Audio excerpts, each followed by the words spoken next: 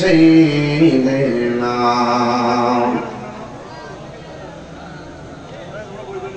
বাড়ি বাড়ি কররে মান এই বাড়ি তো আসন আসল বাড়ি কবরস্থান শুয়া একবার ভাবনা আল্লাহুম্মা সাল্লি আলা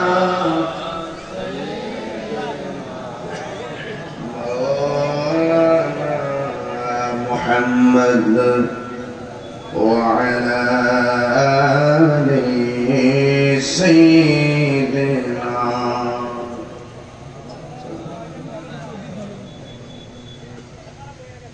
মুআজ্জাজ ওয়া মুকাররম পাহাড়পুর বেলবাড়ি কেন্দ্রীয় ঈদগাহ ময়দান বুড়িচং দিক দিগন্তে ছড়িয়ে ছিটে থাকা অসংখ্য মানুষদের মধ্য থেকে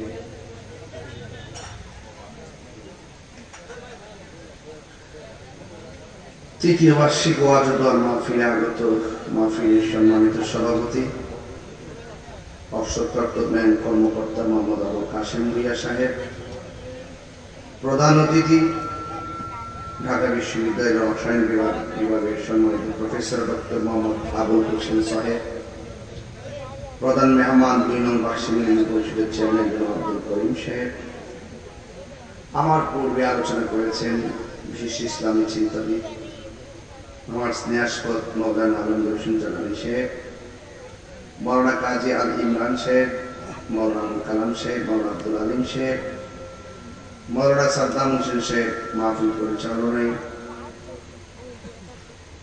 কুমিল্লা জেলা ইউনিয়ন পরিষদ সচিব সমিতির সম্মানিত সভাপতি জনাব জাহাঙ্গীর হোসেন সাহেব সহ মুবাল্লিগিন উলামায়ে কেরাম।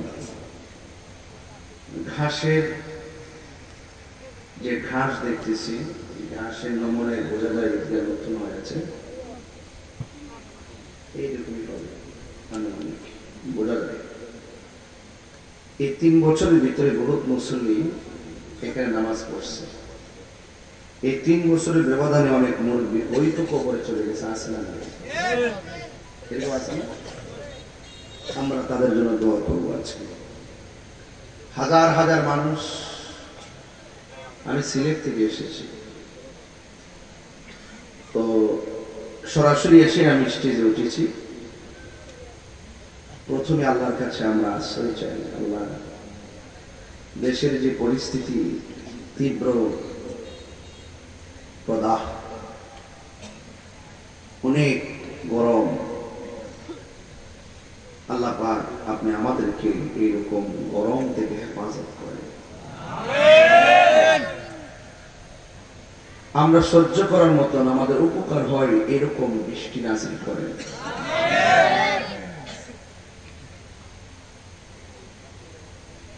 আল্লাহ, আমরা গুনাহগার, আমরা অপরাধ করেছি, স্বীকার করি। আপনি আমাদের প্রতি নারাজ হয়েন।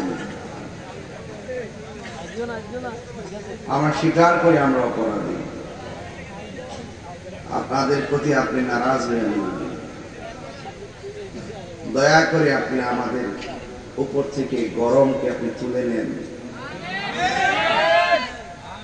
এমন গরম দিয়েন না যা সহ্য করতে পারবো না, এমন শীতও দিয়েন না যা সহ্য করতে পারবো না, এমন বৃষ্টি দিয়েন না যে বৃষ্টি দিলে আমাদের ফসলের ক্ষতি হবে। আল্লাহ, আপনি আমাদেরকে সহ্য করার মতন এমন কিছু দেন, আপনার রহমতের বৃষ্টি দেন। আমিন।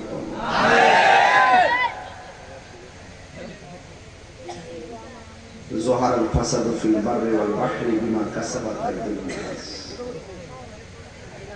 মানুষ যখন আসমানের নিচে জমিনের উপরে পাপ কাজ বাড়িয়ে দেয়, অন্যায় অত্যাচার জুলুম নির্যাতন যখন বাড়িয়ে দেয়, তখনই আল্লাহ পাক আসমানি গজব বান্দাদের উপরে নাযিল করেন।